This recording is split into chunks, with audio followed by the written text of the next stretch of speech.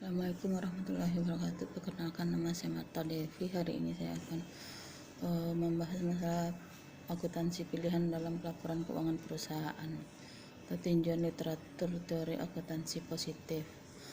Pembangunan paradigma baru pertama kali diartikulasi oleh Roosevelt dan Gerald Zimmerman dengan publikasi artikel revolusioner mereka dalam tinjauan akuntansi yang berjudul Menuju Teori Positif tentang Penentuan Standar Akuntansi pada tahun 1978 dan permintaan dan pasokan teori akuntansi pasar untuk alasan-alasan pada tahun 1979. Istilah teori akuntansi positif merujuk pada teori akuntansi yang dikembangkan dan dinamai oleh Watt dan Zimmerman. Tujuan utama mereka adalah untuk menjelaskan dan memprediksi mengapa manajemen dan akuntan memilih metode akuntansi tertentu yang sesuai dengan orang lain. Selain itu, mereka menegaskan bahwa atribut perusahaan seperti leverage dan ukuran adalah variabel prediktif dari pilihan akuntansi perusahaan. Teori akuntansi positif atau PAT sangat bergantung pada pekerjaan yang dilakukan di bidang ekonomi dan sangat bergantung pada hipotesis pasar yang efisien. Model harga aset modal dan teori agensi. PAT telah menyebabkan sejumlah besar studi empiris. Hipotesis dapat digunakan dalam dua bentuk teori akuntansi positif yang dibedakan. Bentuk pertama adalah bentuk oportunistik yang menegaskan bahwa manajer dalam memilih prosedur akuntansi bereaksi untuk memaksimalkan kekayaan, dan bentuk kedua adalah bentuk efisiensi untuk tata kelola perusahaan yang baik. PAT dan studi empiris terkait dengan mengidentifikasi kontribusinya yang luas untuk penelitian akuntansi. Teori ini telah menghasilkan beberapa wawasan yang berguna tentang keputusan pelaporan manajer. Sejumlah besar publikasi akademik memiliki penentu pergeseran paradigma dari narasi ke penelitian positif.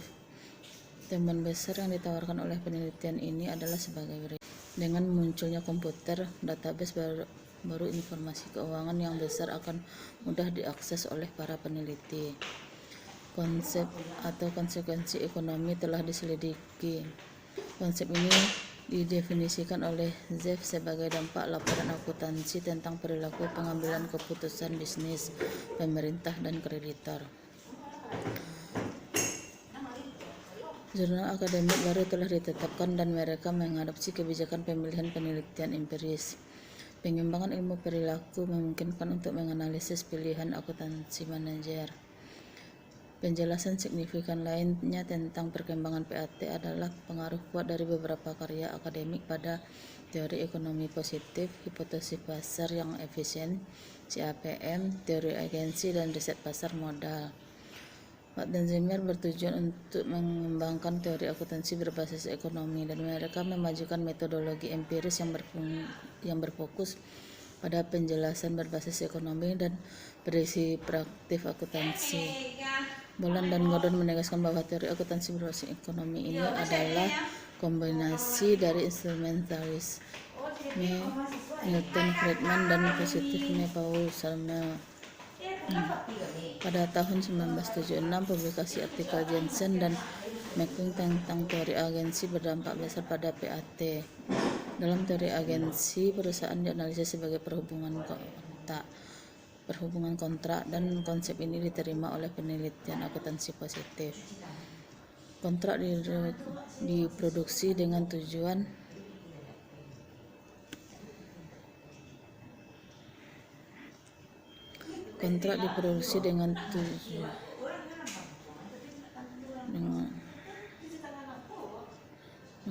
jaminan bahwa semua pihak bertindak demi kepentingan mereka sendiri pada saat yang sama termotivasi untuk memaksimalkan nilai perusahaan. PAT menunjukkan fungsi akuntansi dalam mengurangi biaya agensi dan peran pentingnya dalam struktur tata kelola perusahaan yang efisien. Demikianlah. Assalamualaikum warahmatullahi wabarakatuh.